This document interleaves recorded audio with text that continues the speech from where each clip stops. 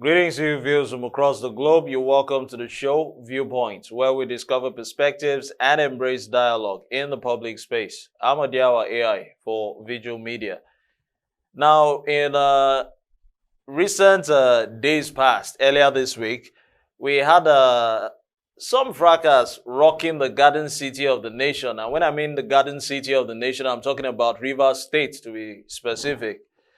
There have been these unnecessary fracas from the Rivers State House of Assembly complex, and also the brawl between former Rivers State governor, who is currently now the FCT minister, Nyesom Wike, and Siminalayi Fubara, the incumbent governor of Rivers State. Now, the near calm climate in the governance of Rivers State is under the spotlight as we speak, which I began by saying earlier on. Now, as the political godfather Nyesom Wike and his protege, Governor Fubara, appear to be at each other's necks. Now, at the periphery and beyond, the fingers pointing at the Honorable Minister engineering subterranean moves to topple the helmsman of Rivers State. Now, my question is, why will he make this move now to topple the current governor, whereby even the Rivers State House of Assembly, its members are actually making proceedings, or initiating proceedings rather, to impeach the governor, Siminalayi Fubara.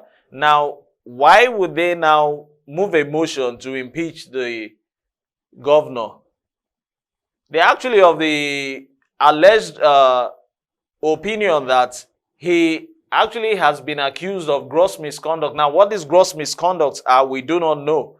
But should we now align it with the accusation where Nyesom Wike, former Rivers State governor, who is currently the minister of the FCT, Abuja, the nation's capital, where he said that if he is toppled in his domain, it actually makes him politically irrelevant.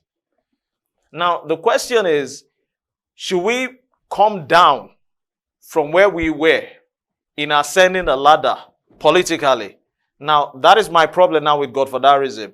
You have now left a particular level. You've brought in this fellow who actually is an ally of yours or a loyalist of yours, and you feel or think maybe, or you perceive maybe, that he on his own part is not going to align with your ideology. Now, every individual is subject to his or her own views or opinions.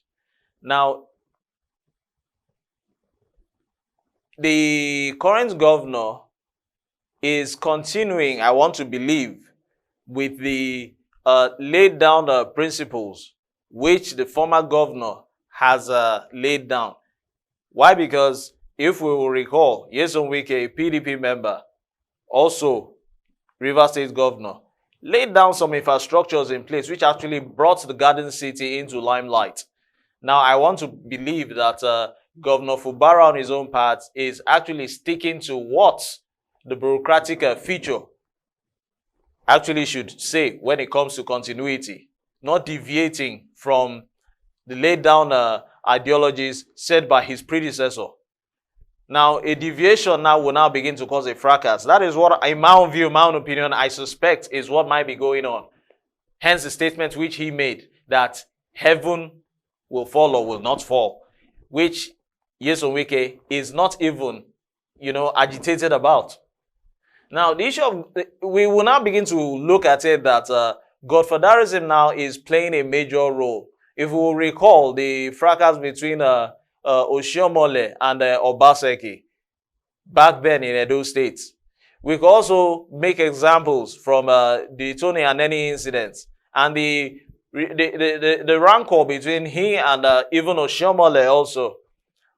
Ongoing now as we speak now, the Ondo State also is facing its own fair share of godfatherism, whereby the legislative, the lead representative rather, is perceived to raise this suspicion that his deputy will want to undo him while in power.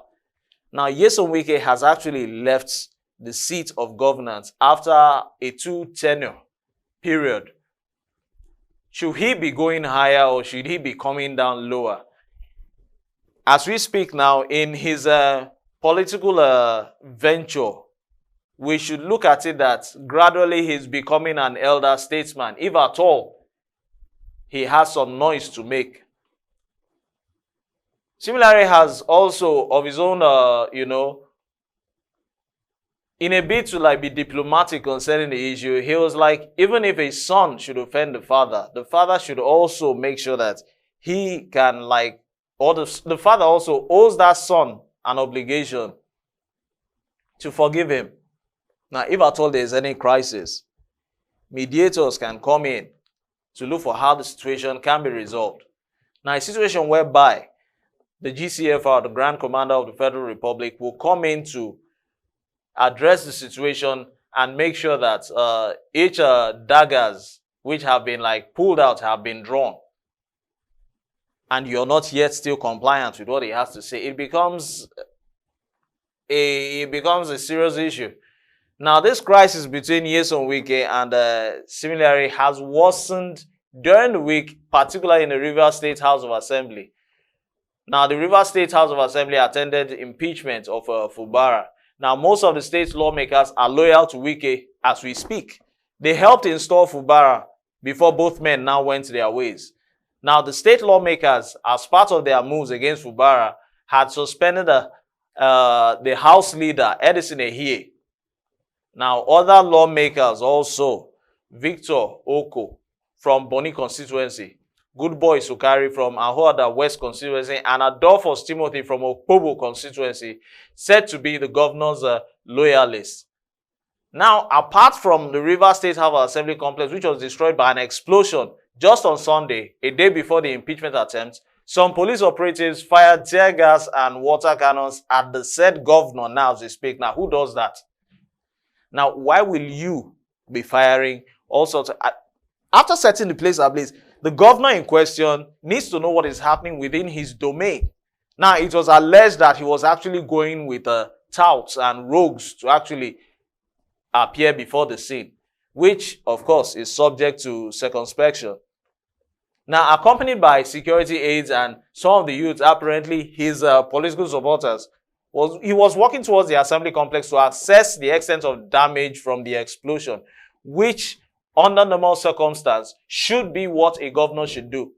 Let's liken it or bring it down to the lower level, whereby the father, who is actually the man who burns the house, he's the husband to the wife and the father to the children. You don't expect things to be going wrong, or going wrong rather, in the house, and he keeps quiet. He needs to ask questions, and when answers are given, he questions answers and addresses the situation, thereby providing or preferring solutions. Now, a situation whereby a governor will want to know what is happening within his domain or locale, and then the police begins to fire water cannons at him. Why? Because allegedly he was approaching with supposed touts or hooligans. It therefore means that there's more to it that meets the eye. We don't just look at it from the surface. If we dive deep into the situation and look at the water bed concerning the situation, we will therefore see that there's more to it, even beneath even the water bed. Now, the police, in a defense, said on Wednesday that Governor Fubara approached in the midst with aggressive people who were marching towards the Rivers State House of Assembly complex, which I just said initially. Now, the non-lethal crowd control equipment, including tear gas and water cannons, to disperse the rioters and uncontrollable protesters. Now, my question is, like I began by saying, why? If we recall, Rivers State has a history of turning the political scene.